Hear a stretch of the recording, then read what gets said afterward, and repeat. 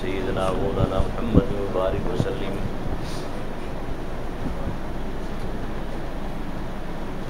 اپنا ذہن بنا لیں پہلے، تمام علماء اہل سنت اور اہل اسلام کا عقیدہ ہے نماز، روزہ، حج، زکوٰۃ، عمرہ، صدقہ، خیرات، فطرہ، دنیا کی کوئی عبادت ہے، قرآن کریم کی تلاوت، ذکر، اذکار، اس کی قبولیت کا مدار قیامت کے دن ہے، معلوم ہوگا کہ قبول ہے کہ نہیں۔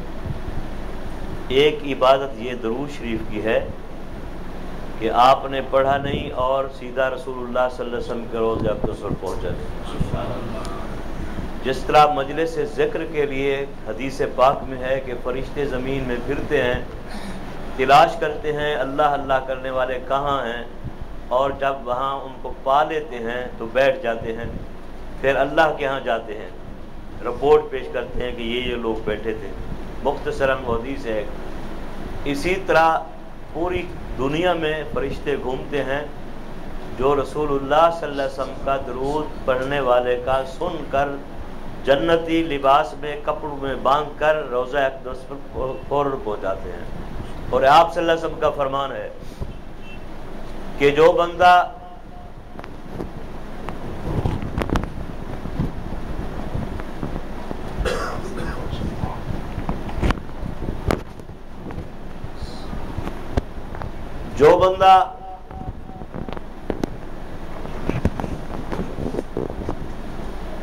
میری مزار اقدس پر درود پڑھتا ہے، میں خود سنتا ہوں اور جواب بھی دیتا ہوں۔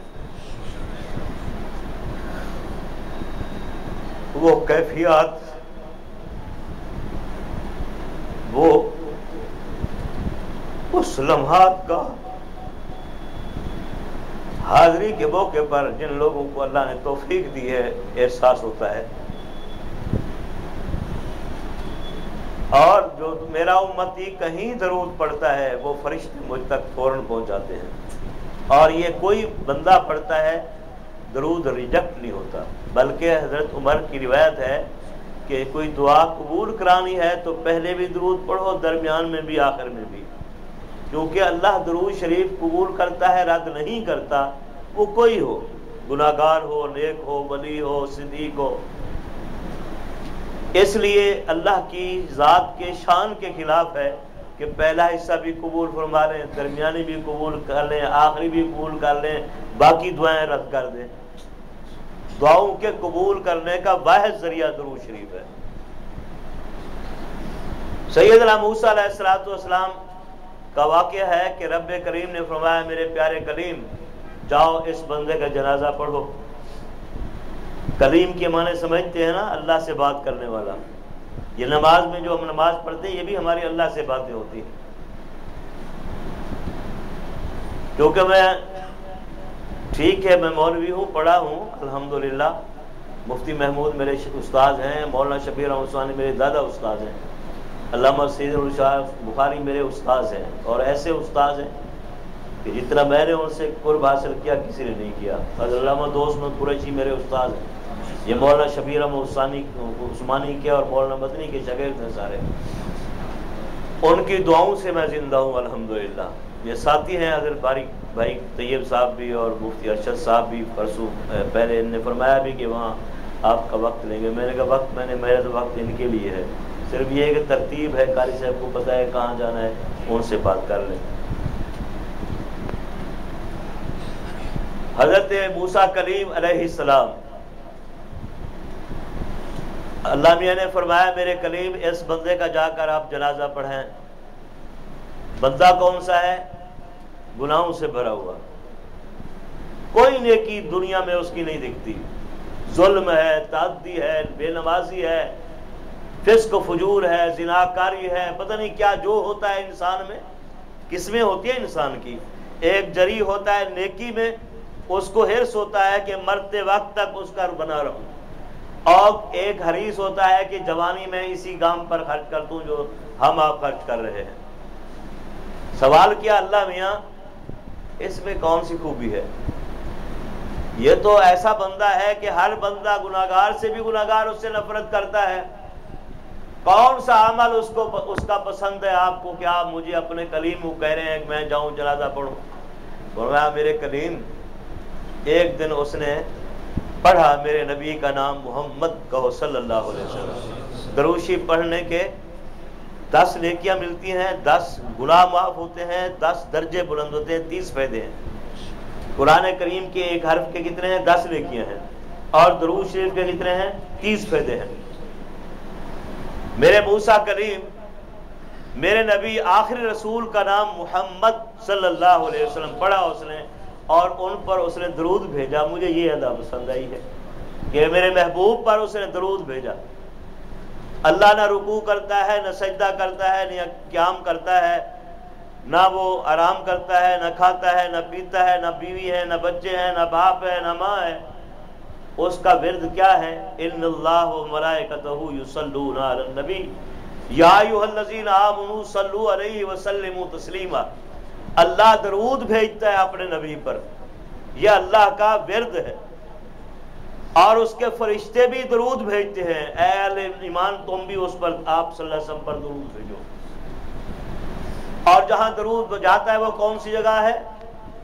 آج بھی دیکھ لیں، سخت حنبلی ہیں وہ لوگ. ائمہ میں سخت ترین امام احمد بن حنبل ہیں، جسے ہم کہتے ہیں وہابی. اور حضرت شیخ عبد القادر جیلانی بھی حنبلی تھے، آپ کے علم میں ہونا چاہیے. سعودیہ کے لوگ فقہ کو مانتے ہیں، امام احمد بن حنبل کی فقہ کو فالو کرتے ہیں. آج بھی روضہ اطہر پر جو حضرات جاتے ہیں، بھائی قبر آپ نے دیکھا ہوگا، خان صاحب آپ نے بھی دیکھا ہوگا، ہم نے بھی دیکھا ہے. مزار اقدس پر کیا لکھا ہوا ہے؟ ما بین بیتی و منبری روضۃ من ریاض الجنہ. جہاں آ رہے ہو حاضری دینے کے لیے، جنت کے باغوں میں سے باغ ہے. کس نے فرمایا؟ اللہ کے رسول نے. ما بین بیتی و منبری روضۃ من ریاض الجنہ، میرے گھر سے لے کر میرے منبر تک جنت کے باغوں میں سے باغ ہے. جنت میں زندہ لوگ ہوں گے یا مردہ ہوں گے؟ محدثین کہتے ہیں جس طرح مقام ابراہیم جنت کا پتھر ہے اور حجر اسود جنت کا پتھر ہے، یہ دونوں کس کے پتھر ہیں؟ جنت کے. حجر اسود سفید تھا، گناہ چوس چوس کر یہ سیاہ ہو گیا ہے. اور مقام ابراہیم جب بیت اللہ بن رہا تھا، اللہ کے خلیل کے قدمین شریف لگے ہوئے ہیں. آپ وہاں کھڑتے تھے. اونچا جانا ہے یہ پتھر اوپر جا رہا ہے، اور نیچے آنا ہے تو یہ نیچے آ رہا ہے. اس کو کہتے ہیں مقام ابراہیم. وہ پتھر آج بھی موجود ہے. جس طرح وہ دونوں جنت کے پتھر ہیں، یہ ٹکڑا واقعی جنت ہی کا ہے. تو اللہ کے رسول وہاں آرام فرما ہے. وفات برحق ہے، لیکن وفات کے بعد تمام ہمارے علماء، بزرگان دین، علماء دیوبند، بریلی اس بات پر متفق ہیں کہ اللہ کے رسول مزار مبارک میں کیا ہیں؟ حیات ہیں. آپ سنتے ہیں اور جواب دیتے ہیں، لیکن نصیب والوں کے لیے الحمدللہ وکفا وسلام علی عبادہ الذین اصطفیٰ. اما بعد فاعوذ باللہ من الشیطان الرجیم. بسم اللہ الرحمن الرحیم. شہر رمضان الذی انزل فیہ القرآن فیہ ھدی للناس وبینات من الھدی والفرقان. وقال اللہ تبارک و تعالی فی مقام آخر. بسم اللہ الرحمن الرحیم. فتہجد بہ نافلۃ لک عسى ربك ان يبعثك مقاما محمودا. وقال النبي صلى الله عليه وسلم الصوم لي وانا اجزي به. صدق الله العظيم وصدق رسوله النبي الكريم. ونحن على ذلك لمن الشاهدين والشاكرين والحمد لله رب العالمين.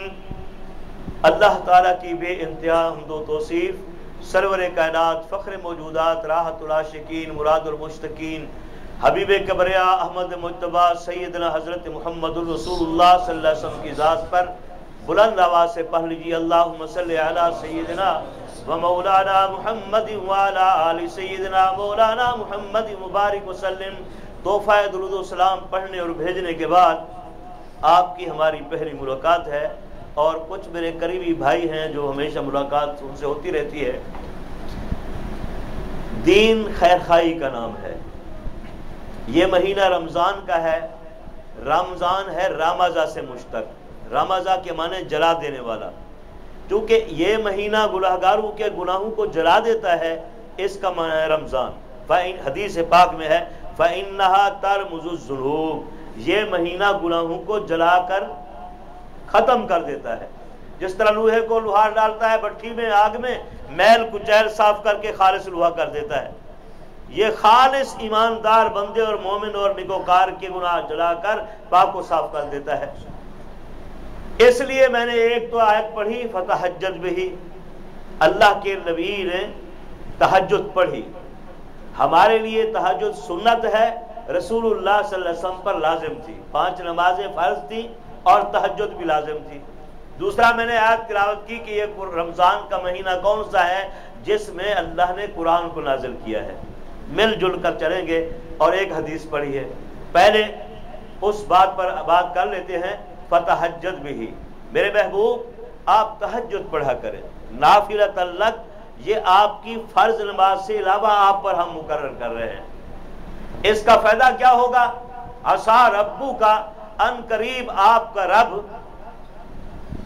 تو ہر چیز کا ہے نا، جبرائیل کا، میکائیل کا، ہمارا آپ کا مسلمین نہیں بلکہ رب العالمین ہے، ہر چیز کا وہ رب ہے، لیکن اللہ کو اپنے محبوب کے رب بننے میں مزہ آتا ہے۔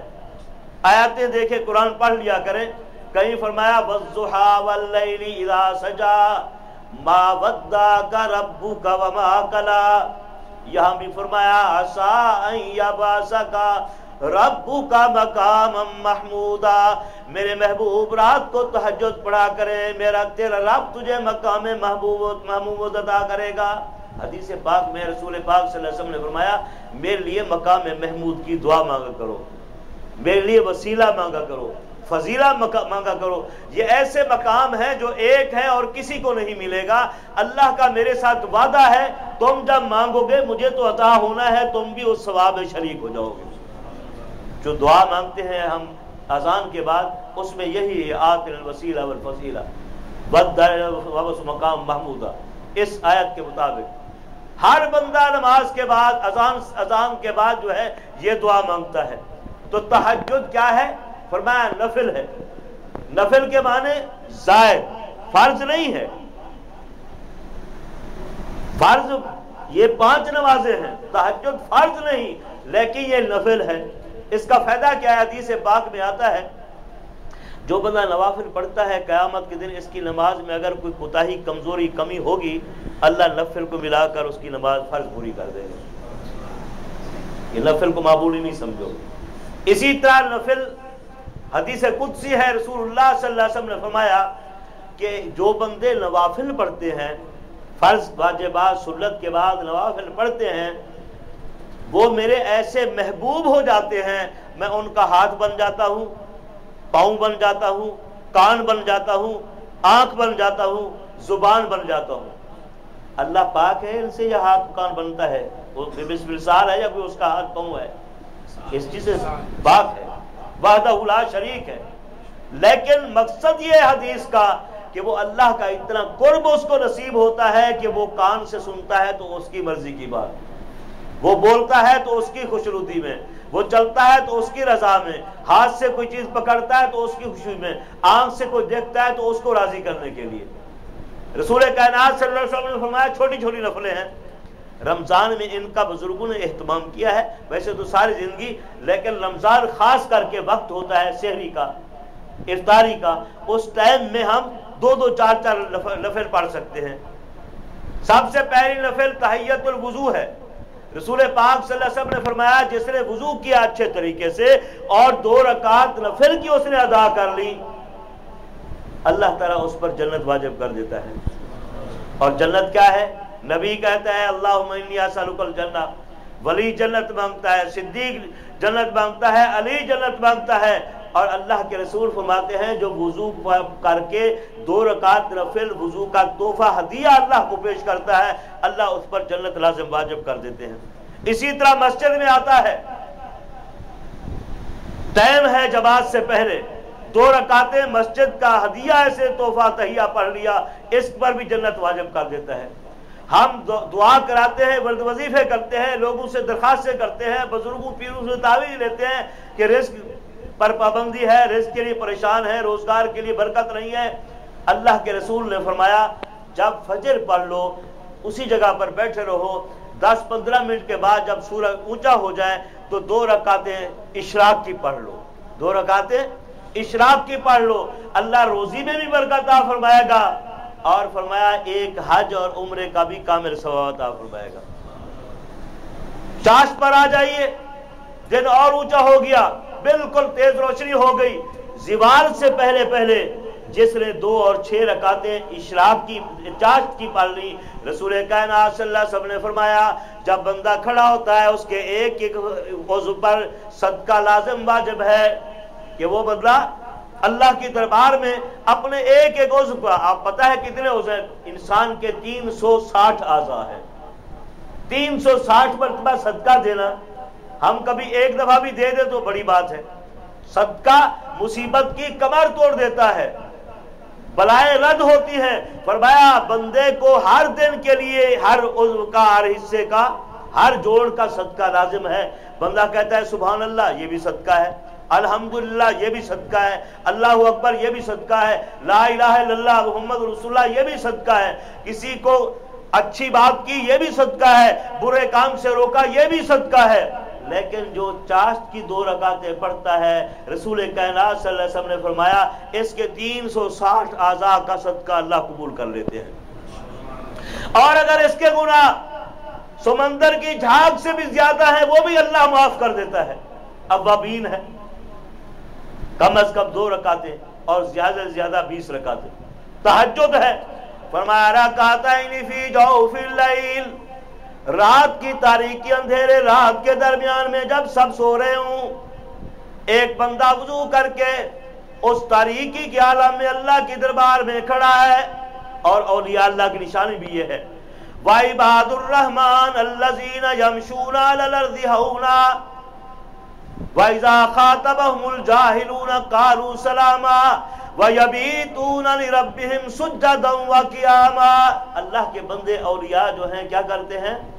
رات کو کھڑے ہو کر یبیتون، اپنی راتیں بیت دیتے ہیں، سجدًا وقیاما، رکوع اور سجدے میں۔ کیوں بھائی؟ ان نے اپنے رسول سے سیکھا ہے۔ رسول پاک صلی اللہ علیہ وسلم ایک ایک رات میں پوری رات گزارتے تھے، کئی پارے، 4 5 پارے ایک رکعت میں پڑھتے تھے، کبھی پوری رات ایک سجدے میں گزار دی، کبھی ایک آیت پر۔ ایک مرتبہ آپ صلی اللہ علیہ وسلم کھڑے ہوئے ساری رات ایک آیت پر۔ کون سی آیت؟ اے اللہ یہ تیرے بندے ہیں، ان تعذبہم فإنہم عبادک، اگر تو ان کو عذاب دے یہ تو تیرے غلام ہیں، اپنی امت کے مرد و خواتین کے لیے۔ وَإِن تَغْفِرْ لَهُمْ، اگر تو معاف کرے تو غفور الرحیم۔ وہ ساری رات یہی آیات ہی پڑھتے رہے، روتے رہے۔ حضرت عائشہ صدیقہ نے ایک مرتبہ پوچھ لیا، ام المومنین نے، ماں کا اتنا احترام ہے کہ بڑے بڑے صحابہ آپ سے مسائل پوچھتے تھے، چنانچہ ایک مسئلہ کسی نے پوچھا کہ ہم جس طرح ہم اختلاف کرتے ہیں یہ رسول اللہ کی سنت ہے، وہ کہتا ہے یہ ہے۔ حقیقت یہ ہے کہ کبھی آپ صلی اللہ علیہ وسلم نے کوئی عمل کیا اس کے بعد دوسرا کیا، تو اگر کوئی وہ کر رہا ہے تو آپ کو کیا تکلیف ہے؟ وہ بھی اللہ کے رسول کا عمل ہے، یہ بھی اللہ کے رسول کا عمل ہے۔ آپ جو سمجھتے ہیں کہ اس تحقیق ہے آپ کی، اس پر عمل کر لیں، دوسرے کو کیوں چھیڑتے؟ تو پوچھا اماں سے رضی اللہ تعالیٰ عنہ، میرا سوال یہ ہے، ایک صحابی نے پوچھا کہ رسول اللہ کے متعلق حکم ہے کہ اللہ کے رسول کی سیرت پر عمل کرو، لَقَدْ كَانَ لَكُمْ فِي رَسُولِ اللَّهِ أُسْوَةٌ حَسَنَةٌ، میرے پیغمبر کی سیرت تمہارے لیے بہترین سیمپل اور نمونہ ہے۔ ماں سیرت ہے کیا؟ فرمایا قرآن نہیں پڑھتے، یہ حفاظ پڑھا رہے ہیں 30 پارے، قرآن نہیں پڑھتے۔ ماں کا جواب ہے اماں پڑھتا ہوں۔ فرمایا مجھ سے پوچھتے ہو؟ خلقہ القرآن، میرے مصطفیٰ کا اخلاق اور سیرت 30 پارے قرآن کے ہیں، یہ رکھی ہوئی کتاب ہے۔ کیوں قمر بھائی خان صاحب، اس کو اگر بند کر کے رکھ دو، کبھی یہ کہیں اور گئی ہے، جس الماری میں رکھو، بکسے میں رکھو، ریل پر رکھو، یہ غلاف میں بند کرو، کبھی ایسا ہوا ہے کہ آپ کہیں یہ قرآن نے معجزہ دکھایا، ہم نے تو سفید غلاف لپیٹا تھا، یہ سبز ہو گیا، سیاہ ہو گیا ہے؟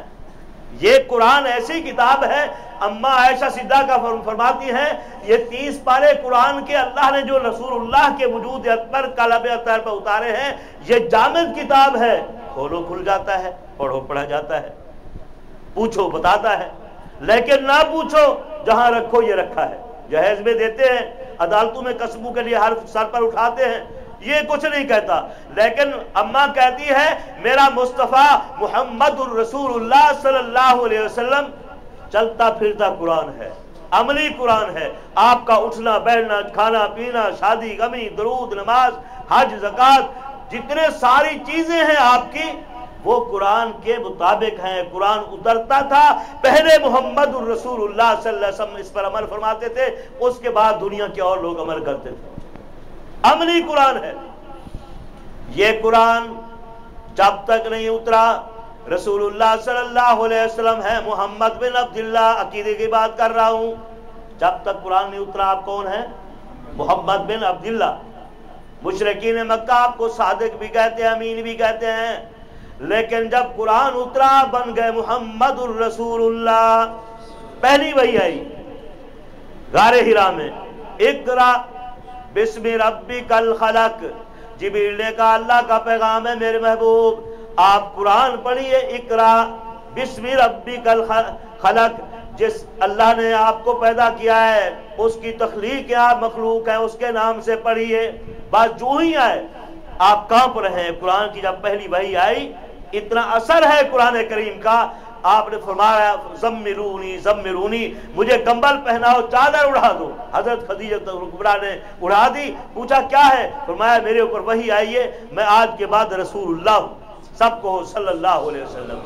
قرآن ایک ایسی کتاب ہے جو رمضان میں اتری، فرمایا شہر رمضان الذی انزل فیہ القرآن فیہ ھدی للناس، یہ وفادار کتاب، یہ قیامت کے دن پتہ چلے گا کہ کتنا مقام ہے اس کا۔ یہاں دنیا میں بھی پتہ چلتا ہے، جن لوگوں کو قدر ہے قرآن کی، دنیا دار کو چھوڑیں، دنیا دار ایسے بھی ہیں، حضرت عثمان دنیا دار نہیں تھے، خدا کی قسم یہ وہ سخی ہے کہ درجنوں مرتبہ رسول کائنات صلی اللہ علیہ وسلم نے اس کی سخاوت کی وجہ سے، مثلا مدینے میں آئے، کنواں کڑوا ہے، فرمایا یہودی سے کنواں لے کر جو خریدے گا میں محمد اس کو جنت دوں گا۔ مسجد کی زمین چھوٹی پڑ گئی، فرمایا جو خرید کر دے گا میں اس کو جنت دوں گا۔ جیش الاسرا پر جو اس جیش کو سامان دے گا میں اس کو جنت دوں گا۔ حضرت عثمان نے پیسے اٹھائے، کنواں بھی خرید کر دے دیا، مسجد کی زمین دے دی، جیش الاسرا کے لیے سب سے زیادہ چندہ بھی دے دیا، فرمایا عثمان فی الجنہ، عثمان فی الجنہ، عثمان فی الجنہ۔ مال ہو اور اللہ کی راہ پر خرچ ہوتا ہو، یہ سب سے بڑی اچھی بات ہے، لیکن دیکھیں یہی غنی عثمان رضی اللہ تعالیٰ عنہ قرآن کا حافظ ہے بھائی۔ جب قرآن اترا، آج ہم کہتے ہیں یار بچپن میں ہم نہیں پڑھ سکے، جب قرآن اترا حضرت ابوبکر کتنے تھے؟ رسول اللہ صلی اللہ علیہ وسلم کی 40 سال عمر تھی جب رسالت کا اعلان ہوا۔ کل عمر دنیا کی کتنی ہے؟ 63 سال، اور جب اعلان نبوت کیا تو کتنی عمر تھی؟ 40 سال۔ حضرت ابوبکر سے 2.5 سال چھوٹے ہیں آپ سے، یہ قرآن کے حافظ تھے بھائی، کسی کی تحقیق نہیں تھے۔ حضرت ابوبکر، حضرت عمر، حضرت عثمان، حضرت علی، اس سے بڑی عمر کے لوگ، جو ہی قرآن آتا تھا یہ مکاتب مدارس تو ہمیں تب بنانے پڑے یا مخیر حضرات کو تعاون کرنا پڑا کہ ہمارے گھر کا ماحول نہیں ہے۔ میں پوچھتا ہوں حسنین مکرمین جو تھے وہ کہاں پڑھے تھے؟ کسی مدرسے میں جا کر؟ نہیں، ماں سے۔ رسول اللہ پر قرآن اترتا تھا، اللہ کا رسول اپنی بیٹی فاطمہ کو سناتے تھے، بس سنایا یاد ہو گیا، یہ پڑھتے تھے اور حسنین مکرمین یاد کیا کرتے تھے۔ نظام ہی یہ تھا، کوئی بندہ بغیر حافظ کے نہیں تھا، سارے ہی حافظ ہی حافظ ہیں۔ اس کی وجہ کیا ہے کہ قرآن نے اللہ نے قرآن کو ایک ایسی کلام اور کتاب کے طور پر اتارا ہے جس نے باقی رہنا ہے۔ قرآن کے حفظ کی وجہ سے یہ اللہ کا انعام ہے کہ آج ہمارے پاس قرآن محفوظ ہے. باقی تورات ہے، انجیل ہے، زبور ہے، دوسری باتیں ہیں، وہ ایک ایڈیشن اور ہے، دوسرا اور ہے، تیسرا اور ہے. لیکن قرآن الحم کے الف سے لے کر والناس تک جیسے اترا ویسے ہے. اس کی وجہ کیا ہے؟ فرمایا ذالک الکتاب لا ریب فیہ ھدی للمتقین. یہ کتاب ہے لا شک لا ریب کتاب. کیوں؟ جس نے بھیجا وہ کون ہے؟ قرآن سے پوچھو. تنزیل من رب العالمین. رب سچا کہ نہیں؟ کون لایا؟ فرمایا نازل بہ الروح الامین. سید الملائکہ جبریل لائے. کس پر اترا؟ نزل علی محمد. محمد صلی اللہ علیہ وسلم پر نازل ہوا. آپ بھی صادق امین. کب اترا؟ شہر رمضان الذی انزل فیہ القرآن. کس رات میں اترا؟ انا انزلناہ فی لیلۃ القدر وما ادراک ما لیلۃ القدر لیلۃ القدر خیر من الف شہر. جو 1000 مہینوں سے بہتر ہے لیلۃ القدر میں. یہ اعتکاف کا اشرہ ہے. اس رات کو تلاش کرنے کے لیے ہر مدرسے میں، مکتب میں، مسجد میں کوئی نہ کوئی ایک بندہ بیٹھتا ہے. اعتکاف کی کیا فضیلت ہے رمضان کے آخری 10 دن کی؟ اللہ کے رسول نے فرمایا من اعتکف عشرا فی رمضان. جس نے 10 دن رمضان کے 10 دن ایک اشرہ اعتکاف کیا، غفر لہ ما تقدم من ذنبی. اس کے جتنے گناہ ہیں پہلے اللہ معاف کر دیتا ہے. رمضان اور قرآن یہ انسان کی، مسلمان کی بخشش کے لیے آئے ہیں. اللہ کے رسول نے فرمایا جب رمضان کا پہلا دن ہوتا ہے اللہ آسمان کے سارے رحمت کے دروازے کھول دیتے ہیں، اور جب پہلا روزہ رکھتا ہے اس کے سارے گناہ پچھلے معاف فرما دیتے ہیں.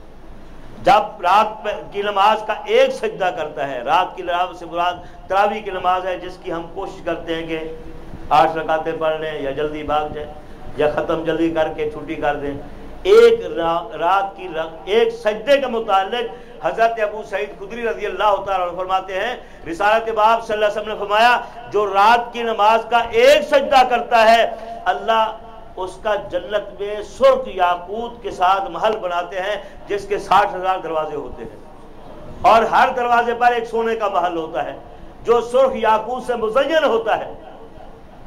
اور اس کے لیے سحری سے لے کر افطاری تک 70,000 فرشتے مقرر کرتے ہیں جو اس کے لیے استغفار کرتے ہیں. اور دن اور رات کا ایک ایک سجدے پر ایک ایک درخت اللہ تعالیٰ لگاتے ہیں وہ جنت کے اندر کہ 500 سال سوار اس پہ چلتا رہے، سوار تھک جائے گا لیکن اس کا سایہ ختم نہیں ہوگا. قرآن حضرت امام احمد بن حنبل رحمۃ اللہ علیہ فرماتے ہیں مجھے اللہ کی زیارت ہوئی، مجھے اللہ کے دیدار میں نے سوال کیا رب کریم سب سے زیادہ قرب آپ کا کس چیز سے حاصل ہوتا ہے؟ فرمایا بتلاوت القرآن. کیوں؟ یہ اللہ کا خط ہے بندوں کے نام، رسول اللہ کے توسط سے ہے. اللہ نے پہلے تلاوت کی، لکھ کر نہیں دیا، باقی کتابیں لکھی ہوئی ہیں. یہ اللہ نے پڑھا، جبریل نے سنا، اور جبریل نے تلاوت کی، محمد الرسول اللہ نے سنا، اور محمد کریم نے تلاوت کی تو حضرت عائشہ نے سنا، ابو بکر صدیق نے سنا، علی مرتضیٰ نے سنا، طلحہ زبیر نے سنا، اشرف مبشر نے سنا، مہاجرین انصار نے سنا، اور ان سے ہمارے بزرگان ائمہ دین نے سنا اور بزرگان دین سنا. اب تک قرآن پڑھتے جا رہے ہیں، سنتے جا رہے ہیں، اور قیامت تک یہ سلسلہ جاری رہے گا. یہ قرآن پڑھنے سے اللہ نے فرمایا کہ بتلاوت القرآن بفہم بلا فہم. اللہ میاں ایک بندہ قرآن کا معنی نہیں جانتا، اس کا ترجمہ نہیں جانتا، مقصد نہیں جانتا، ربط آیات نہیں جانتا، تسلسل نہیں جانتا، نزول وحی کا موقع نہیں جانتا، کب نازل ہوئی، کس مقصد کے لیے، لیکن ایک طوطے کی رٹ لگا رہا ہے الحم کے الف سے لے کر والناس کے سین تک. سمجھ کر پڑھنے والے کے لیے تو قریب ہوتا ہے، قرب نصیب ہوتا ہے، یا بغیر سمجھ کے فہمن بلا فہمن. فرمایا فہمن او بلا فہمن. میری کتاب کو تلاوت کرنے والا سمجھ کر پڑھ رہا ہے یا بغیر سمجھے پڑھ رہا ہے میں اس کے قریب ہوتا ہوں، وہ میرا قریبی ہوتا ہے، مقرب ہوتا ہے.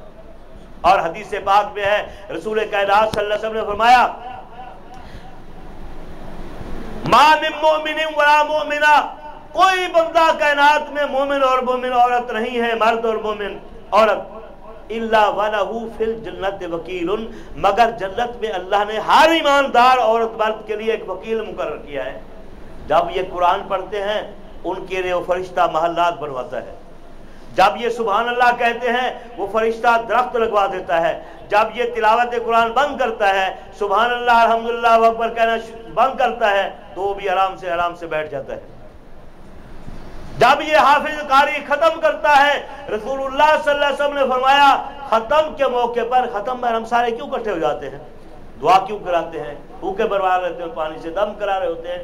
رسول پاک صلی اللہ علیہ وسلم کا ارشاد ہے جب حافظ قاری یا کوئی قرآن کریم ناظر پڑھنے والا ختم کرتا ہے، ختم کے معنی مٹانا نہیں، جس طرح دنیا لگی ہوئی ہے کہ قرآن کو مٹاؤ، قرآن والوں کو، یہ قرآن مٹنے کے لیے نہیں آیا، مٹنا ہوتا تو اس وقت میں مٹ جاتا۔ جب یہ اترا تھا مشرکین مکہ نے کیا کہا، لا تسمعوا لہذا القرآن، یہ قرآن نہیں سنو، سنتے ہو والغوا فیہ لعلکم تغلبون۔ یہی مشرک جو دن کو عوام کو قوم کو کہتے تھے قرآن نہیں سنو، رات کو چھپ کر ابو جہل عتبہ عتیبہ شیبہ سنتے تھے، لیکن مشرک کافر تھے، جھوٹ نہیں بولتے تھے۔ صبح ہونے لگا، ادھر سے ابو جہل آ گیا، ادھر سے عتبہ آ گیا، ادھر سے شیبہ، ادھر سے ابی لہب، پوچھا ایک دوسرے سے جناب کہاں گئے تھے، تو اس طرح گردن نیچے کی اور کھجایا، جھوٹ نہیں بلواؤ تو محمد کا قرآن کہو صلی اللہ علیہ وسلم۔ یعنی دین کو قوم کو کیا کہتے ہیں، یہ قرآن نہیں سنو، سننے جاتے ہو تو شور کیا کرو، لیکن رات کو خود سن کر جادو وہ جو سر پر چڑھ کر بولے۔ مخالف اتنے کہ قرآن کی وجہ سے آپ کے خون کے پیاسے ہجرت کرنی پڑی، داغ شہید ہوئے، آپ کو محمد کی بجائے مسلم کہا، جادوگر ساحر کذاب کہا، آپ پر اوجھل ڈالی، یہی لوگ تھے نا، لیکن رات کو سن رہے ہیں، مجبور ہیں کہ محمد کی زبان اور اللہ کا قرآن، یہ دو چیزیں ایسی ہیں جہاں جمع ہو جائیں تو سبحان اللہ۔ آج قاری بات سے پڑھنے ٹیپ لگا دیں تو سارے جمع ہو جائیں گے سننے کے لیے، قرآن پڑھنے والا ہو، لیکن جب محمد الرسول اللہ صلی اللہ علیہ وسلم خود پڑھ رہی ہوں تو کیا بات ہے۔ لیکن نصیب ہدایت ان کو ہوتی ہے، قرآن ان کو نصیب ہوتا ہے جن کے نصیب میں ہو، قسمت میں ہو۔ حضرت طفیل بن عمر دوسی رضی اللہ تعالیٰ عنہ صحابی رسول ہیں، عرب کے بہت بڑے شاعر تھے مانے ہوئے۔ جب آپ نے دعوی نبوت فرمایا، اس نے سنا، مکہ پہنچ گیا، تحقیق کرو، بات کرو، اگر واقعی نبی ہیں تو کلمہ پڑھو، پڑھا لکھا تھا، بہت بڑا شاعر تھا، لیکن اجارہ داری کن کی تھی، مشرکین مکہ کی، رسول اللہ کے گستاخوں کی، منکرین کی، مشرکین۔ یہ سرحد پر پہنچے، استقبال کیا، ابو جہل علیحدہ لے جا کر کہتا ہے کہ کس کے مہمان ہیں، کہتا ہے آپ کا۔ اچھا پھر ذرا ہٹ کر کہ اچھا ایک بات کہوں مانو گے؟ ابو جہل نے کہا بات کہو، کہتا ہوں مانو گے؟ انہوں نے کہا مہمان آپ کہوں، جو کہو گے مانوں گا۔ کہ بات یہ ہے کہ ایک شخص ہے جس نے نبوت کا دعویٰ کیا ہے، ہمارے اپنے خاندان میں سے ہے، ہمارے 360 جو خدا ہیں، لات منات عزا ہبل، ان کی برائی کرتے ہیں، نہیں مانتے، انکار کرتے ہیں، کہتے ہیں صرف اور صرف وہ وحدہ لا شریک ہے۔ بڑا طفیل تو پڑھا لکھا ہے، ایک ذات یہ سارے کام کیسے کرے گی کہ آسمان کو بھی سنبھالے، زمین کو بھی سنبھالے، پانی بھی چلائے، ہوا بھی چلائے، آگ بھی جلائے، بچے بھی دے، بچیاں بھی دے، کسی کو بیمار کرے شفا دے۔ یہ تو ہم نے بانٹا ہوا ہے، کوئی بیماری دیتا ہے، کوئی شفا دیتا ہے، کوئی بچے دیتا ہے، کوئی بچے دیتا ہے، کوئی رزق گھٹاتا ہے، کوئی ہوا چلاتا ہے، کوئی بارش چلاتا ہے، کوئی سورج نکالتا ہے، کوئی طلوع کرتا ہے، کوئی ابھارتا ہے، کوئی نکالتا ہے، کوئی غروب کرتا ہے، لیکن ایک اور صرف ایک خدا کیسے یہ سارے کام کر سکتا ہے؟ تو طفیل بن عمر دوسی کہتا ہے مقصد بتائیں۔ انہوں نے کہا مقصد یہ ہے نہ ان کی بات سننی ہے، نہ ان کے پاس ملنا ہے۔ انہوں نے کہا ٹھیک ہے، نہ ملوں گا، نہ ان سے ملاقات کروں گا، نہ بات سنوں گا، لیکن یہ تو بتاؤ ملنے سے، ملاقات کرنے سے یا ان سے بات کرنے سے فرق کیا ہے؟ بس پسینے چھوٹ گئے۔ جواب دینا پڑا کہ حسین محمد رسول اللہ اتنے ہیں کہ چاند بھی شرم کھاتا ہے۔ ایمانداری سے نوجوانوں بزرگوں کو تو پتا ہے ہمارے رسول حسین تھے کہ نہیں۔ بعد از خدا بزرگ تو ہی قصہ ہے مختصر۔ کسی سائل نے سوال کر دیا ام المؤمنین حضرت عائشہ سے، یوسف علیہ السلام زیادہ حسین تھے یا محمد الرسول اللہ صلی اللہ علیہ وسلم؟ سیدنا ابو بکر صدیق کی بیٹی نبی کی چہیتی بیوی کہتی ہیں میرے آقا محمد کریم صلی اللہ علیہ وسلم کا حسن زیادہ ہے. کیوں ماں؟ وہاں تو جس نے حسن یوسف کو دیکھا قطعنا ایدیہن، ان عورتوں نے یوسف علیہ السلام کے چہرے پر نظر لی، بے ہوش ہو گئی، مدہوش ہو گئی، مدہوش ہو کر اپنے ہاتھ کی انگلیاں کاٹ ڈالی. لیکن محمد الرسول اللہ صلی اللہ علیہ وسلم کی تو کوئی نظیر نہیں. کسی نے آپ کو دیکھا ہو، آتا ہے واقعہ، کسی فقہ کا کوئی بندہ کہہ دے کہ حضور کو دیکھنے کے بعد اس نے ہاتھ کاٹا ہو. اما یوسف علیہ السلام کا حسن تو اتنا تھا، دیکھنے والی بے ہوش ہو کر ہاتھ کاٹ دیتی ہے. اور کیا کہتی ہیں؟ ما ھذا بشرا ان ھذا الا ملک کریم، یہ تو کوئی بزرگ فرشتہ ہے، بس سیب پھل کاٹنے کی بجائے ہاتھ کاٹ دیے. ماں کہتی ہے رضی اللہ تعالیٰ عنہ، بیٹے تمہارے سوال کا میرا جواب بھی یہی ہے کہ جس نے یوسف علیہ السلام کا چہرہ دیکھا، حسن دیکھا، بے ہوش ہو کر ہاتھ کر دیا، لیکن جس نے میرے مصطفیٰ، میرے دل پر، میرے راہبر کے چہرے کی زیارت کی، اس کا ہوش حواس بھی قائم رہا، اپنی گردنوں کا بھی سودے کرا دیے.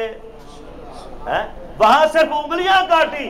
بے ہوش بندہ ہو، ایک بندہ نشے میں ہو، ہیروئن پیے ہو یا چرس یا کوئی نشہ کیا ہو تو جو کر لے. آپ نے دیکھا نہیں؟ ہم نے سنا ہے، دیکھا ہے، دو ملنگ بھانگ پی کر جو نیم کے نیچے سو گئے تو وہ دوسرے کا گھٹنا ایسے کھجایا اس نے. انہوں نے کہا مینو کیا کھجانا ہے؟ تیرا گھٹنا ہے. اچھا میں تو سمجھا میرا ہے. جب بندہ نشے میں ہوتا ہے، اپنے آپ سے نکل جاتا ہے تو جو کچھ کرتا رہے. یہ دیکھ کر حضرت یوسف علیہ السلام کے حسن کو برداشت نہیں کر سکی، ہوش اڑ گئے، ان کے حسن پر اپنی انگلیاں کاٹی. اماں فرماتی ہے میرے محبوب کا، آقا کا حسن اتنا عجیب تھا کہ جس نے منظر دیکھا، جس نے دیدار کیا، ہوش بھی قائم رہا، انگلیاں نہیں کاٹی، جانوں کا سودا کر دیا. یہ بلال حبشی کو دیکھ لو، حضرت خبیب کو دیکھ لو. ایک صحابی کو مکہ کے مشرکین گرفتار کر کے جب لے گئے اور بھی تو ان کو تختہ دار پر چڑھا دیا، گلے میں پھندا ڈال دیا. اب ابو جہل اور ابو سفیان یہ بڑے بڑے جا کر قریب ہوتے ہیں، کہتے ہیں کہ جناب آپ کو ہم چھوڑ سکتے ہیں، پھانسی نہیں دیتے، تختہ دار سے ہٹا دیتے ہیں، یہ رسی بھی نکال دیتے ہیں، پر اتنی کہہ دو کہ یہ جو رسی ہے اور یہ پھٹا ہے اس پر محمد صلی اللہ علیہ وسلم ہوتے اور یہ رسی ان کے گلے میں ہوتی. رو دیے. انہوں نے کہا ظالم ہو، اتنی گستاخی مجھ سے کراتے ہو، میری لاکھوں جانیں محمد کے اشاروں پر قربان ہو سکتی ہے، لیکن یہ تو بڑی گستاخی ہے. اگر کوئی یہ کہے کہ میری جان بچ جائے اور محمد رسول اللہ کے پاؤں میں کانٹا چبھ جائے، وہ بھی میرا ایمان غیرہ نہیں کرتا. جان دے دی، تختہ دار پر جھول گئے، لیکن محمد صلی اللہ علیہ وسلم کی گستاخی. ہاں یوسف کو علیہ السلام کو دیکھنے والوں کے ہوش اڑ گئے، بے ہوشی میں اپنی انگلیاں کاٹ دی، اور محمد صلی اللہ علیہ وسلم کو دیکھنے والوں نے جان کے سودے گردنیں کٹا دیے. تو کیا کہا ابو جہل نے؟ حسین کتنے ہیں. جب محمد کے سامنے کوئی جاتا ہے، چہرے پر نظر پڑتی ہے، آنکھیں دے دیتا ہے، بس عاشق ہو جاتا ہے آپ کے حسن کا. اور زبان میں اتنا مٹھاس اور اخلاق ہے کہ اللہ نے فرمایا اِنَّكَ لَعَلَىٰ خُلُقٍ عَظِيمٍ. میرے محبوب ہم نے آپ کو بڑے خلق اور اخلاق والا بنایا ہے. وہ اخلاق اتنا ہے، زبان میں چاشنی اور مٹھاس اور پیار اتنا ہے، جب محمد الرسول اللہ کی کلام اور بات سنتا ہے دل بھی دے دیتا ہے. آنکھیں بھی اس کی، دل بھی اس کا، تو ہمارا تو کچھ نہیں نا. اس لیے نہ جانا سامنے، نہ دیکھنا، نہ بات کرنا، نہ سننا. ٹھیک ہے جی، رات کو کھانا کھلایا، سلا دیا. جب لوگ چلے گئے تو ابو جہل گھر سے روئی کے بمبے لایا جس کے کپڑے کاٹل بن دیے. کیوں لائے ہو؟ کہ کان میں ٹھوس لو. آپ مکے کے راستے سے لاواقف ہو، ضرورت کے لیے شاید آپ جاؤ، قضاء حاجت کے لیے، بشری تقاضے کے لیے، تو کہیں ایسا نہ ہو کہ راستے میں ملاقات ہو جائے. کیوں؟ فَتَحَجَّدْ بِهِ نَافِلَةً لَكَ أَن يَبْعَثَكَ رَبُّكَ مَقَامًا مَحْمُودًا. میرے محبوب رات کو تہجد پڑھا کریں، دنیا سوئی ہو، اور بندہ پڑھ رہا ہو یاسین والقرآن الحکیم، دنیا سوئی ہو کائنات پر سنات ہو، کہہ رہا ہو الرحمن علم القرآن والضحیٰ واللیل اذا سجا والعادیات الف لام میم ذالک الکتاب لا ریب فیہ۔ اللہ کے رسول ان دنوں میں حرم محترم میں رات کو تہجد پڑھتے تھے، اور رات میں قرآن کریم تلاوت کرنا اونچی آواز سے اچھا ہے، اجازت ہے رات کو اتنی آواز میں کہ آس پاس میں سنائی دے۔ حضور صلی اللہ علیہ وسلم حرم محترم میں تہجد پڑھ رہے ہیں۔ اب یہ طفیل بن عمر دوسی جب گزرا یہاں سے، اور رات کو کروٹ بدلتے بدلتے، بڑے لوگ نہ پتہ ہے گولیاں کھا کے سوتے ہیں نا، ہم بھی بڑے ہیں، ہمیں بھی ضرورت پڑتی ہے آج کل۔ جو غریب لوگ ہیں فٹ پاتھ پر سو جاتے ہیں، مکان ہی کوئی نہیں، جھوپڑا ہی نہیں ہے، کبھی ہے کھانے کا کبھی نہیں، جہاں وقت آیا گزار لیا۔ بڑا پڑھا لکھا شاعر آیا تھا اللہ کے رسول کی زیارت کرنے، مکالمہ کرنے، مذاکرہ کرنے، تصدیق کرنے کہ نبی ہے تو مانوں گا، یہاں تو پھنس گیا کہ دیکھ لیں نہیں، بات ہی نہیں کرنی۔ اب ساری رات سوچتے جب گزری، اٹھا تقاضا کے لیے، راستے سے بیت اللہ کے آگے گزرا تو آواز حرم محترم سے آ رہی ہے محمد عربی صلی اللہ علیہ وسلم۔ کیا منظر ہوگا ہے؟ جن راہوں پر اللہ کے رسول چلتے ہوں گے، جن لوگوں نے دیکھا ہوگا، ایسے نہیں فرما دیا اللہ کے رسول نے مرانی ورا مرانی لا یمسہ النار، ہمارا فیصلہ قیامت کے دن ہوگا، لیکن جس نے کلمہ پڑھا رسول اللہ کا چہرہ دیکھا، اللہ کے رسول نے فرمایا مرانی، جس نے مجھے دیکھا ایمان کی حالت میں، ورا مرانی، اور اس نے کسی اور نے اس کو دیکھا، لا یمسہ النار، آگ میں جلنا نہیں بلکہ آگ چھوئے گی بھی نہیں اس کو۔ یہ مقام ہے اللہ کے رسول کی رویت اور مقام اور درجہ۔ جب حرم کے آگے گزرا تو آواز آ رہی ہے یاسین والقرآن الحکیم انک لمن المرسلین علی صراط مستقیم۔ بھائی یہ سنا قدم رک گئے، ٹھہرا، پھر خیال آیا وہی تو نہیں جس کے لیے ابو جہل نے کہا تھا۔ پھر سوچا، فیصلہ کیا، یہ ابو جہل ہے، تو بانا و شاعر ہے، پڑھا لکھا ہے، تعلیم یافتہ ہے، دانشور ہے، باشعور ہے، سن تو صحیح۔ اب جب یہ آیا تھا کس لیے آیا تھا؟ ایمان قبول کرنے کے لیے نا، کہ تصدیق کروں، بات کروں۔ جب بندہ تصدیق کرتا ہے، حق کو تلاش کرنے کے لیے آتا ہے، حق اس کو مل جاتا ہے۔ یہ جو یہی تھے مشرکین مکہ، قریشی تھے، آپ کے رشتہ دار تھے، مگر تعصب ان کی آنکھوں پر پٹی بندھی ہوئی تھی، دل میں عصبیت بھری ہوئی تھی، ضد اور انا تھا، ان کو ہدایت نہیں ملی۔ جب یہ کھڑا سنتا رہا، قرآن گھر کرتا رہا، جس طرح پانی کا قطرہ قطرہ ٹپکتا ہے اور جگہ بناتا ہے، رچتا ہے، اللہ کے نبی کی زبان سے سورہ یاسین کا ایک ایک حرف طفیل بن عمر دوسی کے دل میں گھر کرتا رہا۔ رسول اللہ صلی اللہ علیہ وسلم نے نماز پڑھی، تہجد کی، پوری کی، دعا مانگی، چلے گھر کو۔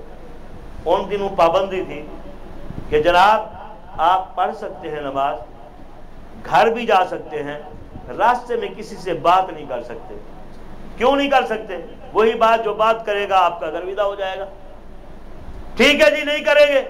تہجد پڑھی، دعا مانگی، گھر کو چل دیے، یہ بھی پیچھے پیچھے۔ جب گھر داخل ہوئے، آپ صلی اللہ علیہ وسلم نے چہرہ مبارک پھیرا، فرمایا مسبو کا، کیا نام ہے تمہارا؟ اے نہ جیتا، کہاں سے آئے ہو؟ نام بتایا، رو دیے، پورا واقعہ بتایا، کلمہ پڑھا، اور کہاں گیا اپنے گھر، 70 آدمیوں کو جا کر مسلمان کیا۔ حضرت سماد رضی اللہ تعالیٰ عنہ، لوگوں نے کہا محمد پر معاذ اللہ صبح معاذ اللہ سحر ہو گیا ہے، جادو کا اثر ہے۔ اس کو دم آتا تھا سحر کا، یہ جا کر اللہ کے رسول کی خدمت میں کہتا ہے، اللہ کے رسول کو کہتا ہے کہ محمد کہو صلی اللہ علیہ وسلم، کیونکہ وہ نبی نہیں مانتا تھا، ابھی کلمہ نہیں پڑھا تھا۔ محمد میں نے سنا ہے آپ شریف ہیں، شریف کے بیٹے ہیں، صادق امین تھے، لیکن آپ پر سحر ہوا ہے، آپ ایسی باتیں کرتے ہیں جس کی وجہ سے آپ کا دماغ متاثر ہے، تو آپ یہ باتیں کرتے ہیں، مجھے ایک دم آتا ہے، اگر آپ اجازت دیں میں دم کر لوں۔ ایمانداری سے بتائیں، ہمارے اوپر کوئی سحر ہو، جنات کا سایہ ہو، کوئی تکلیف ہو، کتنے دم کرتے ہیں؟ پھر جو پیر آئے، دیوبندی ہو، بریلوی ہو، نذرانے بھی دیتے ہیں، دم بھی کراتے ہیں، بھئی یہ بڑا پیر ہے۔ رسول کائنات صلی اللہ علیہ وسلم کا کیا منظر ہوگا کہ ایک عام مشرک آدمی انبیاء کے سردار کو، امام الانبیاء کو کہہ رہا ہے کہ میں نے سنا ہے آپ پر جادو کا اثر ہے، سحر ہے، مجھے دم آتا ہے، آپ چاہیں تو میں دم کروں، آپ ٹھیک ہو جائیں گے۔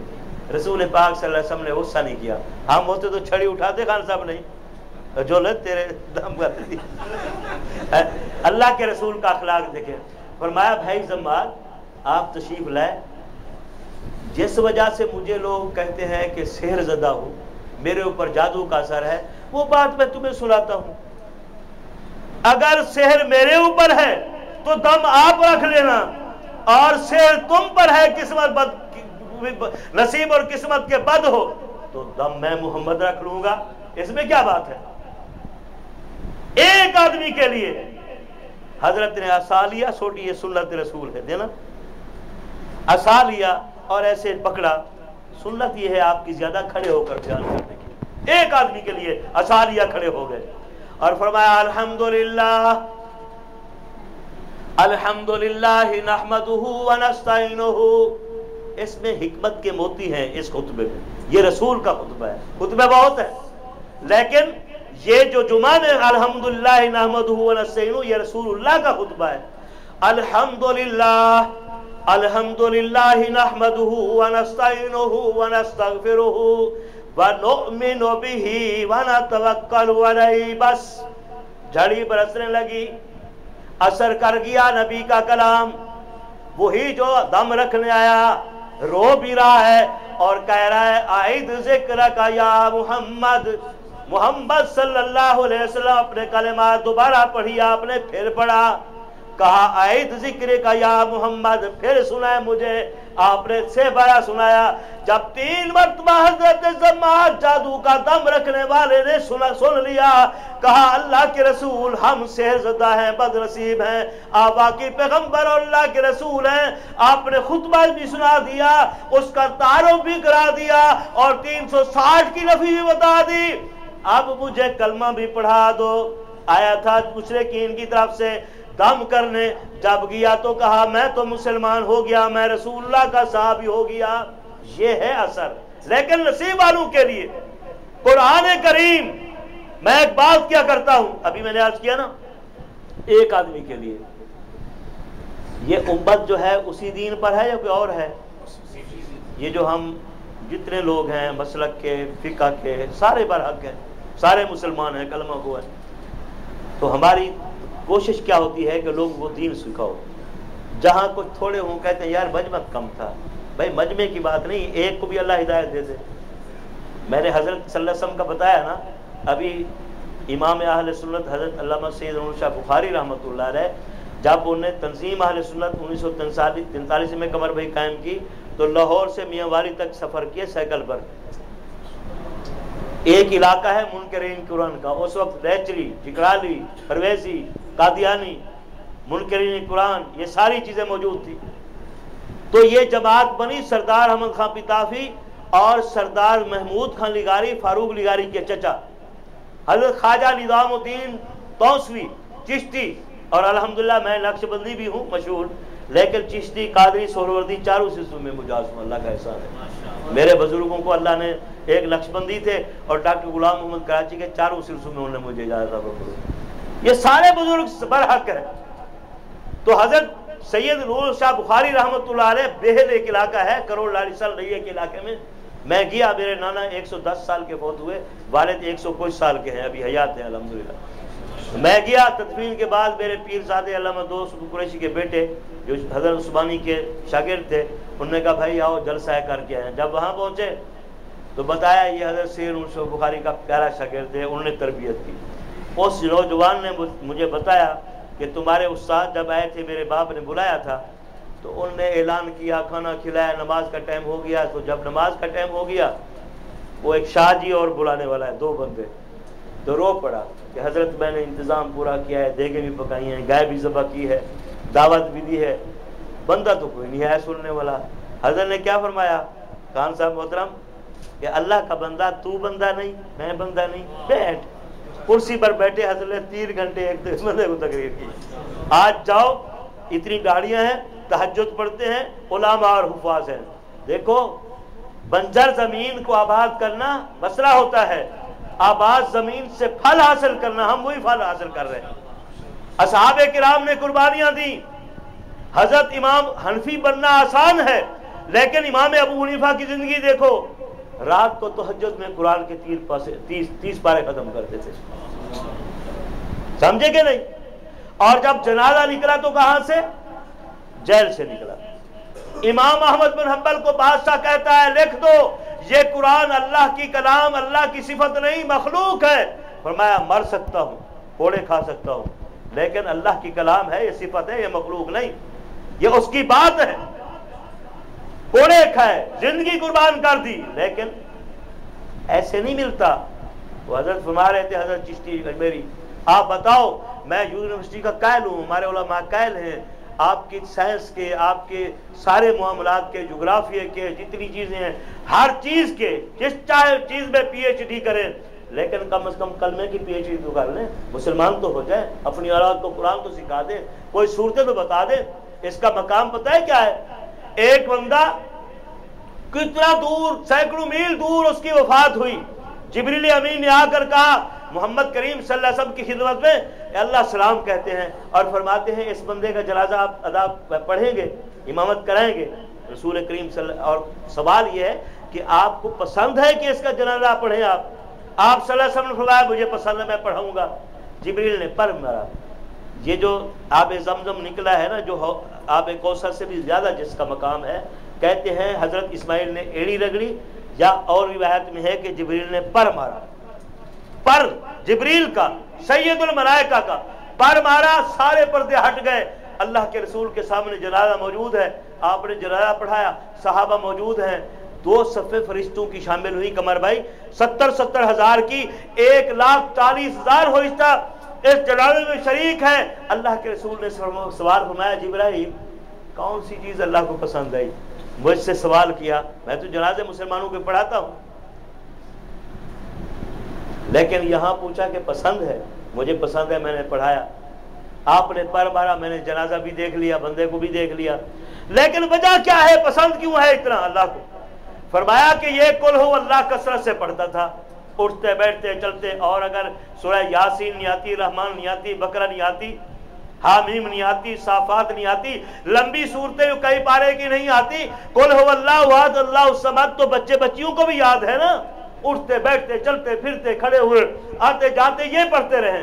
अल्लाह को ये पसंद इसलिए है कि ये सूरत कुल हु अल्लाह से मोहब्बत करता था और कसरत से तिलावत करता था, इसलिए अल्लाह ने मुझे भेजा है और ये फरिश्ते भी आए हैं जनाजे में। तो मैंने आज किया 3 घंटे एक बंदे ने तकरीर की, तो बुनियाद तो रख दी ना, पहली ईंट रखी ना, जंगल को, बयाबां जमीन को हल तो चलाए ना, और फिर जाते रहे, फिर 2 आदमी 10 आदमी, आज जाओ मैं भी जाऊं, कोई और भी एक तालिब इल्म चला जाए तो हजारों लोग वहां इकट्ठे हो जाते हैं जलसे में, और हुफ्फाज, कुरा, मदरसे, मस्जिदें, ये मेहनत से दीन आया है। आप अपने रसूल को देखो, रात को, दिन को, सुबह को, शाम को, सफर में, हजर में, और ये तय कर लो कि जो दीन वाला होता है उसकी हिफाजत कौन करता है? अल्लाह करता है। अपने नबी को देख लो, हर मामले में हिफाजत फरमाई। मेरे महबूब आप मेरे दीन की हिफाजत करने वाले हैं और हम आपके मुहाफिज हैं। हजरत उमर फारूक रजी अल्लाह तआला अन्हु के मुतालिक नसारा ने फैसला किया कि कोई पहलवान जाए और आपको शहीद कर दे। अभी 15 मिनट है ना, जाए पहलवान, एक नसरानी पहलवान गया, हट्टा गट्टा पहुंच गया तलवार शलवार लेकर, मदीने शरीफ गया तो पूछा अमीरुल मोमिनीन कहाँ है?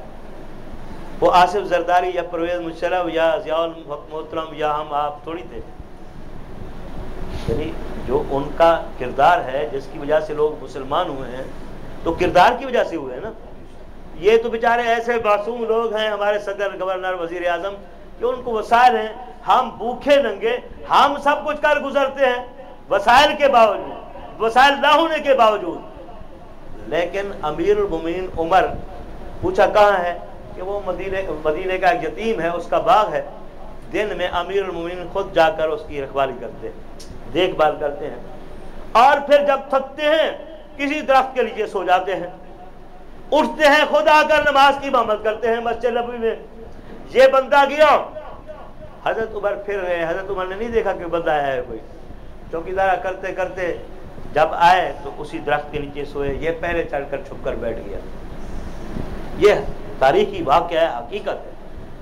جب حضرت عمر سو گئے، نہ کوئی خادم ہے پاؤں دبانے والا، نہ کوئی مالشی ہے، نہ تکیہ ہے، نہ بستر ہے، زمین ہے، ڈیلے ہیں، اور ایسے ہاتھ رکھ کر سنت کیا ہے؟ جب سوئے بندہ قبلے کی طرح منہ کرے اور سیدھا ہاتھ اس طرح رکھ کے سوئے. یہ علماء سے سیکھا کرو. اللہ کے رسول کے شمائل اور جتنے مسائل ہیں اس میں یہ چیزیں آتی ہیں. سو گئے.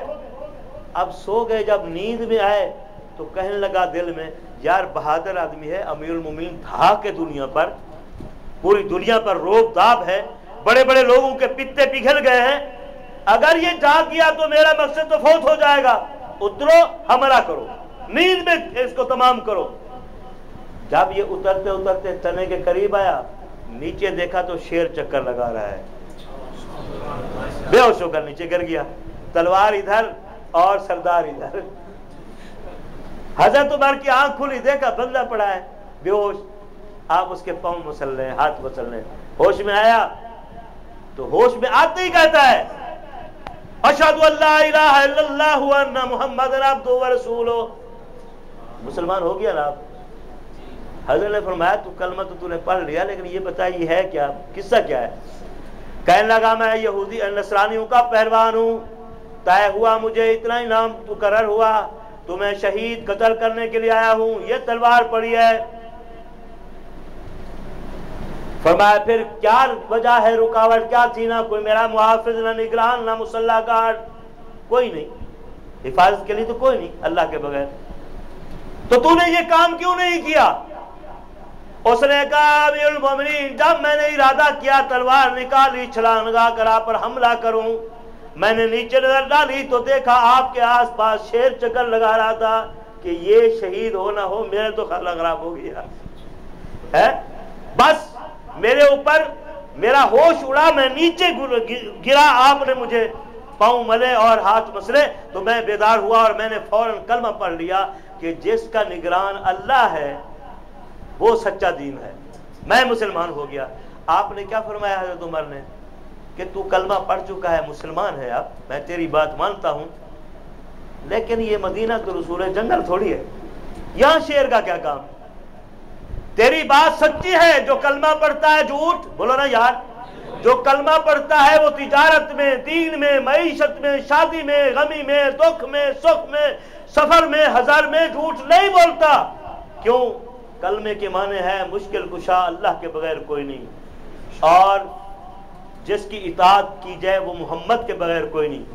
اس لیے تو سچ کہتا ہے شیر ہوگا، لیکن عمر کے دماغ میں بات نہیں بیٹھ رہی، مجھے سمجھ نہیں آ رہی کہ یہاں مدینہ تو رسول شہر ہے رسول کا، یہاں شیر کہاں سے آیا؟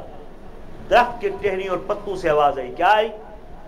یا عمر انت تحافظ دیننا ونحن نحافظک. عمر تو ہمارے دین کا رکھوالا ہے، ہم تیرے رکھوالے ہیں. رسول کو دیکھ لو. ایک دن آپ صلی اللہ علیہ وسلم نے کیا کیا؟ موزہ، ایک جوتے ہوتے ہیں، دوسرے موزے ہوتے ہیں جو یہاں تک باندھ لیتے ہیں سردیوں یا سفر میں 3 دن مسا کر سکتا ہے، اور گھر میں 1 دن مسا کر سکتا ہے. جس دن وضو یعنی کیا ہے، جب وضو ٹوٹتا ہے اس وقت سے لے کر. حضور صلی اللہ علیہ وسلم نے موزہ اٹھایا، بسم اللہ پڑھ کر سیدھے پاؤں میں پہن لیا. اب دوسرا اٹھانا چاہا، کب آیا؟ کون آیا؟ بولو نا یار، کب آیا؟ اس نے جھپٹا مارا، موزے اٹھا لے کر گیا. ایک موزہ پہنا ہوا اللہ کے رسول نے، دوسرا کوا اٹھا کر لے گیا. جب اڑا اوپر تو پھر کیا کیا؟ اوپر سے پھینکا، چھوڑا. جب موزے کو چھوڑا، موزہ ایک طرف اور اس سے سانپ نکلا ایک طرف. اللہ ہے محافظ کے نہیں؟ وہی قرآن ہے. میں اور ہوں، حافظ صاحب اور ہیں، قاری صاحب اور ہیں، لیکن اللہ نے رہتی دنیا تک ذمہ لیا ہے. اِنَّا نَحْنُ نَزَّلْنَا الذِّكْرَ وَإِنَّا لَهُ لَحَافِظُونَ. اس کے بھیجنے والے بھی ہم ہیں اور اس کی حفاظت کرنے والے ہم ہیں. حفاظت کس سے کرائے گا اللہ تعالیٰ؟ حفاظ سے، مدارس سے، مساجد سے. آج جاؤ پنجاب کی، پاکستان کی بستیاں پھرو، 600 700 غریب بستیاں، بچے حافظ حافظات ہیں. اس وقت تقریباً لاکھ کے لگ بھگ ہمارے پاکستان کے ایک وفاق المدارس کے طالب علم حفظ کرتے ہیں سال میں. ایک آپ کا غریب بھائی ہے ہمارے مدرسے قاسمیہ اور اس کی شاخوں میں 61 بچیوں نے 6 بچیاں اور 55 بچوں نے اس سال وفاق کا امتحان دیا ہے. موجود ہے رزلٹ. کیا ہے یہ ہمارا احسان نہیں ہے، اس کا ذمہ ہے کہ اس کو بھیجنے والے بھی ہم ہیں، ذمہ بھی ہمارا ہے. آج اگر کوئی قرآن تراویح میں سنتا سناتا ہے وہ محسن نہیں، احسان تو اس رب کریم کا ہے کہ وہ کسی سے بھی قرآن کو پڑھوا سکتا ہے. جی میں نے رات بھی عرض کیا کہ حضرت سید تعالیٰ شاہ بخاری رحمۃ اللہ علیہ ڈیرہ غازی خان میں تشریف لائے. جس بندے نے بلایا دباؤ ڈالا کہ یار تو اتنے بڑے آدمی کو انگریز مخالفت، حکومت مخالف، ہم بھی جیل میں جائیں گے، تو بھی جائے گا. کسی اور مولوی کو نہیں بلا سکتا تھا، شاہ جی کو بلا لیا. اب وہ بندہ چھپ گیا. شاہ جی جب گئے میزبان کے بعد بندہ گھر ہی نہیں. وعدہ کیا جو وفا ہو. حضرت گئے، پوچھا کہ بھئی وہ تو بیچارہ ڈر کی وجہ سے بھاگا ہوا ہے گھر سے کل پرسوں سے، اس لیے جلسہ بھی کلسر ہے. اچھا میرے نانا دا قرآن اگر مسلمان نہیں سنتے میں ہندو نہ سناواں گا. واہ. شاہ جی کہاں چلے گئے؟ مندر میں. جب مندر میں گئے تو مندر کے مالک کو پتا چلا، متولی کو، کہ بھئی سید تعالیٰ شاہ بخاری کا بعد مسلمان نہیں سن رہے، قرآن نہیں سن رہے، تو وہ ہندو کے مندر میں آ گئے. تو ہندو وہ بھی آئے اور سارے ہندو کٹھے ہو گئے. تو شاہ جی نے قرآن سنایا. جب آپ نے قرآن سنا کر تلاوت کر کے بس کی، کہا شاہ جی قرآن تو سنا چھوڑ سرائکی میں، قرآن تو سنا چھوڑے ہوئے ہوں کل میں تو پڑھا چھوڑو. مسجد ہے وہ مندر، آج آپ ڈیرہ میں ہیں ہم دکھائیں گے. وہ مندر مسجد ہے. کون کہتا ہے کہ ہم محسن ہیں قرآن کے؟ قرآن ہمارا محسن ہے. اللہ نے پڑھا، جبریل نے سنا، جبریل نے پڑھا، محمد کریم نے سنا، محمد کریم نے پڑھا، اصحاب کرام نے سنا، اصحاب کرام نے پڑھا، تابعین نے سنا. چلتے چلتے حضرت مدنی، حضرت نانوتوی، حضرت حضرت شیخ الہند اور خواجہ معین الچشتی اجمیری، یہ بزرگان دین، حضرت لاہوری، یہ سارے کون ہیں؟ یہ قرآن والے ہیں. یہ کون ہیں؟ یہ قرآن والے ہیں. کسی کو اگر ولایت ملی ہے تو کس سے ملی ہے؟ قرآن سے. شہادت ملی ہے تو قرآن سے. صداقت ملی ہے تو قرآن سے. نبوت ملی ہے تو کس سے؟ قرآن سے.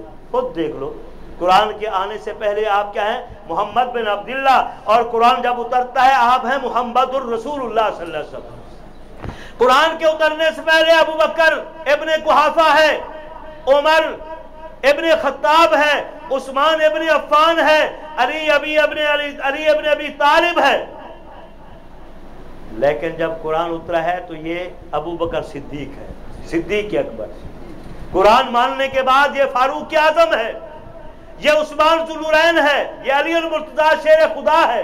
ازواج مطہرات ہیں، بنات طیبات ہیں، عشرہ مبشرہ ہے، مہاجرین انصار ہیں.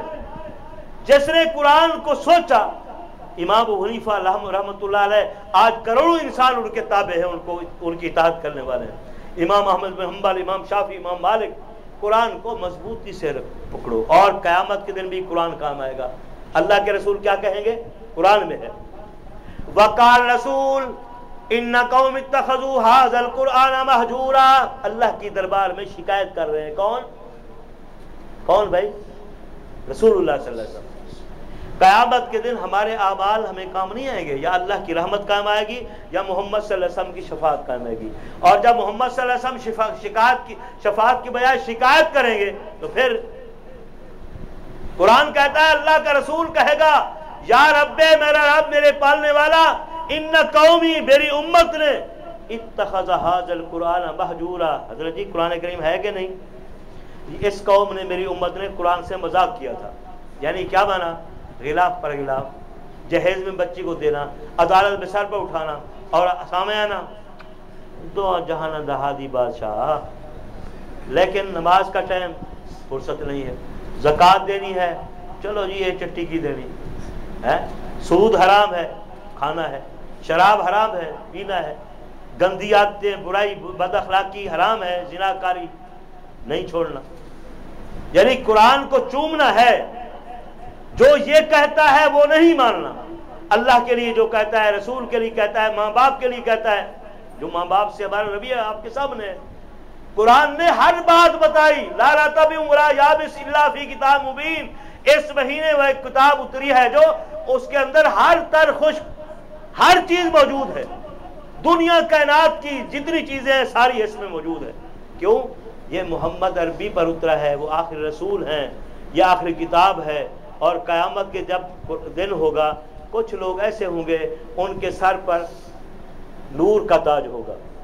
حدیث پاک میں آتا ہے لوگ پوچھیں گے یہ نبی، ولی، صدیق، شہید، اوتاب، ابدال کون ہیں؟ کیا ان کا رتبہ درجہ ہے کہ ان کے سروں پر نور کا چمکتا تاج ہے جس سے سورج بھی شرمندہ ہے، اتنی روشن؟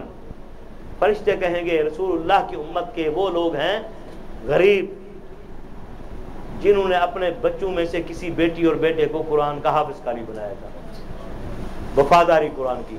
اور جب حافظ قاری جائے گا اللہ فرمائیں گے، آخری بات کر کے ختم کر رہا ہوں، اقرا ورتقے حافظ صاحب، قاری صاحب، پڑھتے جاؤ، چڑھتے جاؤ،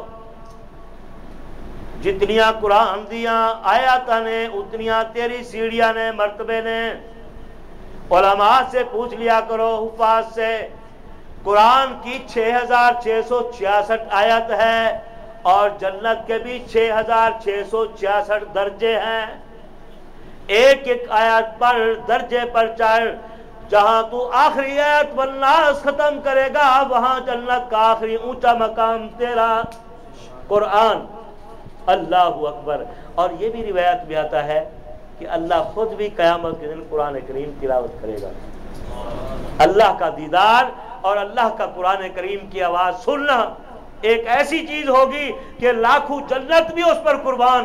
اللہ تعالیٰ سے دعا ہے اللہ تعالیٰ ہمیں دنیا آخرت کی عزت نصیب فرمائے، اس ماہ مبارک رمضان نصیب فرمائے، برکتیں نصیب فرمائے، ہماری بخشش کا ذریعہ بنائے۔ رسول پاک صلی اللہ علیہ وسلم نے فرمایا کہ جو بندہ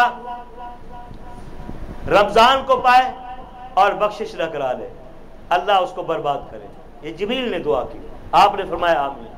جو بندہ میرا نام سنے اور درود نہیں بھیجے اس کو بھی اللہ ہلاک کرے، آپ نے فرمایا آمین۔ جبریل نے تیسری دعا کیا کی؟ یا اللہ، یا رسول اللہ صلی اللہ علیہ وسلم، جو بندہ اپنے ماں باپ دونوں کو یا دونوں میں سے کسی ایک کو بڑھاپے میں پائے اور خدمت کر کے جنت نہ کرا لے حاصل، جنت اللہ سے نہ لے لے، اللہ اسے بھی ہلاک کرے۔ آپ نے فرمایا آمین۔ اور ہم کہتے ہیں دعا نہیں قبول ہوتی، اللہ کے رسول نے فرمایا 3 بندے ہیں جن کی دعا رد نہیں ہوتی، ایک انصاف کرنے والا بادشاہ، ایک وہ روزہ رکھنے والا افطار کے وقت، ایک مظلوم۔ اور مظلوم بندے کی دعا تو ایسے جاتی ہے، کہتے ہیں بدتر سزا ہے مظلومہ کے ہنگام دعا کردن اجابت از در حق بہر استقبال میں یاد۔ مظلوم کی آہ اور دعا سے ڈر کہ جب وہ دعا اور آہ نکالتا ہے ٹھنڈا سانس تو اللہ کے عرش سے قبولیت استقبال کے لیے آتی ہے۔ وآخر دعوانا الحمد للہ رب العالمین۔